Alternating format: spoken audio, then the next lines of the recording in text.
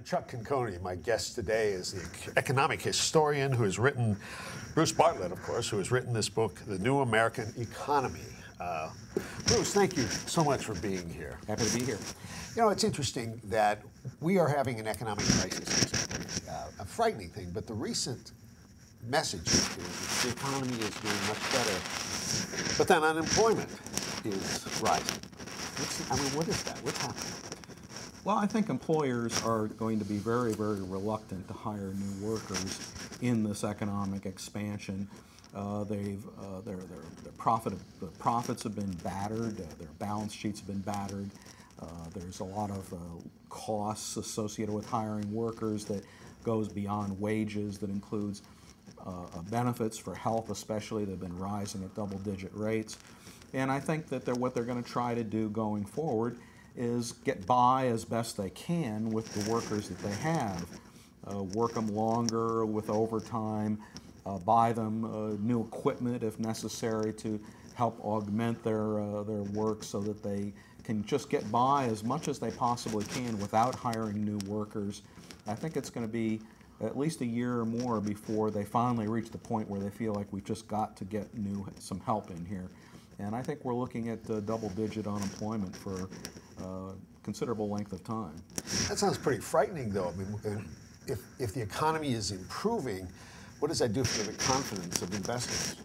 Oh, investors are going to do very, very well because if you have any inflation at all and prices start to rise and you've got these very low costs because employers have just cut their labor forces to the bone, any increase in sales is going to go straight to the bottom line. So I think from the point of view of investors, they're going to do very well. The stock market is going to do very well. Corporate profits are going to do very well. It's just not going to help workers. It's just that it's slower for workers, you're saying? Well, I think if you have a job, you're going to do pretty well going forward because I think employers are going to be more inclined to give pay raises to their current workers rather than using that money to hire additional workers.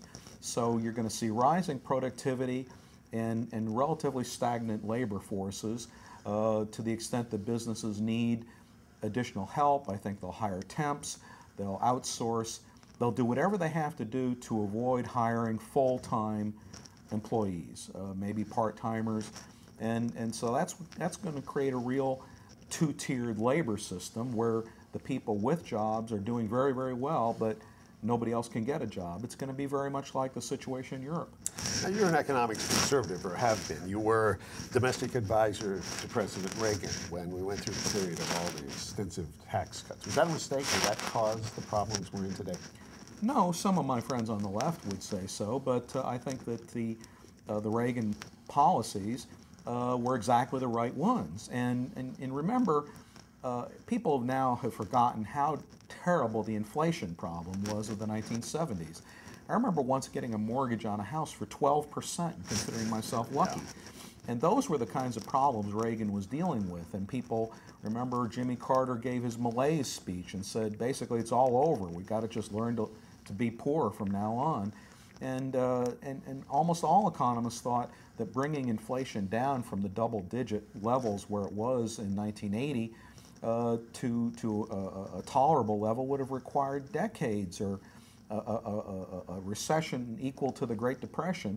But we got through that pretty quickly. The 82-83 recession was pretty nasty, but we got over it, and we had a booming economy for the rest of the 1980s. And I think a lot of what Reagan did set the stage for the growth of the 90s as well.